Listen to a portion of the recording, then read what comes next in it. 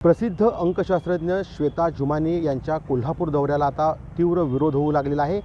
डाव्या चळवळीतील कार्यकर्ते त्यांना विरोध करताना पाहायला मिळतात। नेमका काय विरोध आहे आणि कशासाठी विरोध करतायत हे जाणून घेऊया। काय सांगाल सर, नेमका हा विरोध कशासाठी आहे? आणखी तुम्ही फार आक्रमक झाल्याचं पाहायला मिळते। नाही, कोल्हापूरमध्ये या स्वतःला ॲस्ट्रोन्युमॉलॉजिस्ट स्वतःला म्हणून घेणाऱ्या, म्हणजे अंक ज्योतिषशास्त्र सांगते आणि ते तंतोतंत खरं घडतं असं अशा त्यांच्या आजच्या अनेक दैनिकांच्यामध्ये जाहिराती आलेल्या आहेत। आणि त्याच्यामध्ये त्यांनी दावा केलेला आहे की त्यांनी असाध्य रोग बरे केलेले आहेत। तसंच आत्ता जे फिफा वर्ल्ड कप चालू आहे, ते फिफा वर्ल्ड कप 2026 हे ज्या देशाच्या झेंड्यावरती सूर्य किंवा सिंह आहे ते जिंकणार असं एक जनरल दावा केलेला आहे। त्या जनरल दाव्यानुसार आता आपल्याला सगळ्यांना माहीतच आहे की फायनलमध्ये स्पेन आणि अर्जेंटिना गेलेले आहेत।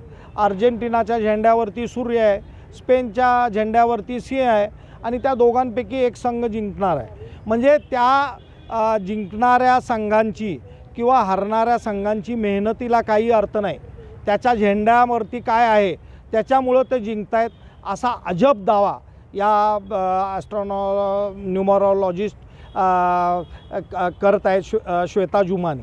तर त्याच्यामुळं ही कोल्हापूर ही शाहू महाराजांची नगरी आहे। या शाहू महाराजांच्या दरबारात ज्यावेळेस एक ज्योतिषी सांगायला आला, त्यावेळेस त्यांनी महाराजांनी आत टाकलं, जेलमध्ये टाकलं आणि त्याला 4 दिवसानंतर बाहेर काढल्यानंतर त्यांनी विचारलं की तुम्ही मला का जेलमध्ये टाकलं?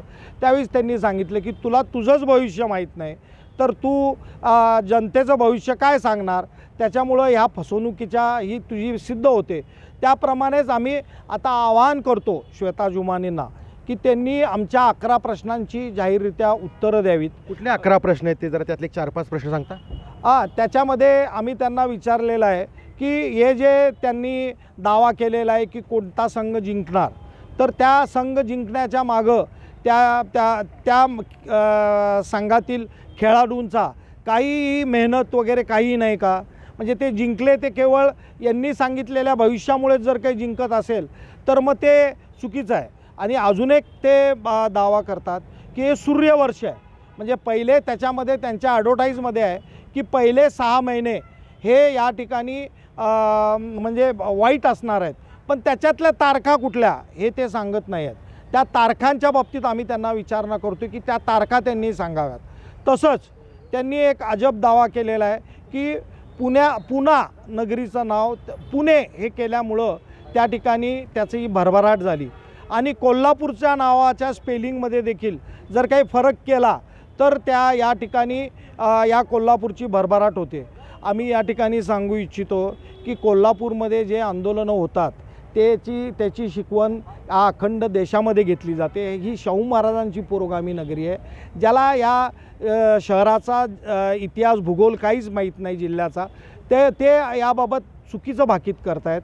तर त्यांनी याबाबत आम्ही त्यांना काय घडणार आहे पुढं त्यांच्या बाबतीत त्यांनी सांगू देत की उद्या आम्ही आंदोलन करणार आहे का नाही याचं उत्तर त्यांनी देऊ देत।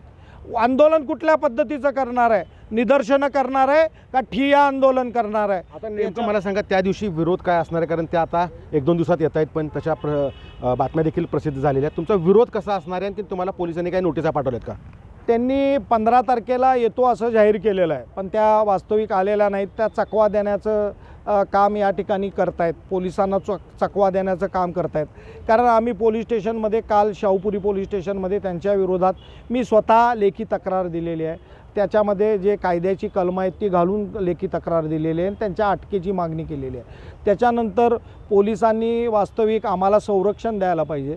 तर होते उलटं की हा आमचा संविधानिक हक्क असताना कायद्याचा की आंदोलन करणं, तर ते आम्हालाच पोलिसांनी नोटिसा बजावलेल्या आहेत आणि प्रतिबंधात्मक कारवाई म्हणून तुम्ही जर काय आंदोलन केलं तर तुम्हाला अटक करण्यात येईल, न्यायालयात तुम्हाला हजर करण्यात येईल, अशा प्रकारच्या नोटिसा पोलिसांनी बजावलेल्या आहेत। नक्कीच आपण पाहतोय की श्वेता जुमानींच्या कोल्हापूर दौऱ्याला आता डाव्या चळवळीतील कार्यकर्ते हे विरोध करताना पाहायला मिळत आहेत। मात्र कितीही विरोध झाला तरी आंदोलन आम्ही करणारच यावरती ते आता ठाम असल्याचं आपल्याला पाहायला मिळतंय। सतेज औंधकर, लोकशाही मराठी, कोल्हापूर। लोकशाही मराठी ऐका, पहा, जागरूक रहा.